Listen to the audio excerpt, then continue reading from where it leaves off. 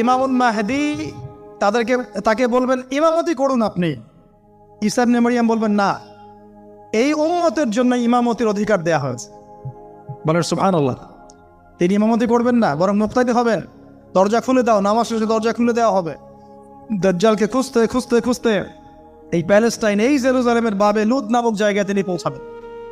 সেখানে দেখবেন মাসিহুদ দাজ্জাল আছে। দাজ্জাল তাকে দেখার সাথে সাথেই লবণের মতো গলতে শুরু করবে। সেখানে তিনি তাকে হত্যা করবেন। একজন একজন করে এই সন্ত্রাসী যারা এখন এই নিরীহ মানুষদেরকে হত্যা করছে, এদেরকে হত্যা করা হবে একজন একজন করে, একজনকে ছাড়া হবে না। আমি যেন বলছি, মন থেকে বলছি, এই যে এক একটা আমাদের বাচ্চা, আমার এক একটা বাচ্চার রক্তের প্রতিশোধ নেওয়া হবে ইনশাআল্লাহ। আমাদের এক একটা বোনের ইজ্জতের প্রতিশোধ নেওয়া হবে ইনশাআল্লাহ। এক একজন ভাইকে যে বুলেট ছোড়া হয়েছে, এর প্রতিশোধ নেওয়া হবেই হবে ইনশাআল্লাহ। কে নিবেন? ওই যে বললাম, আপনি পারছেন না,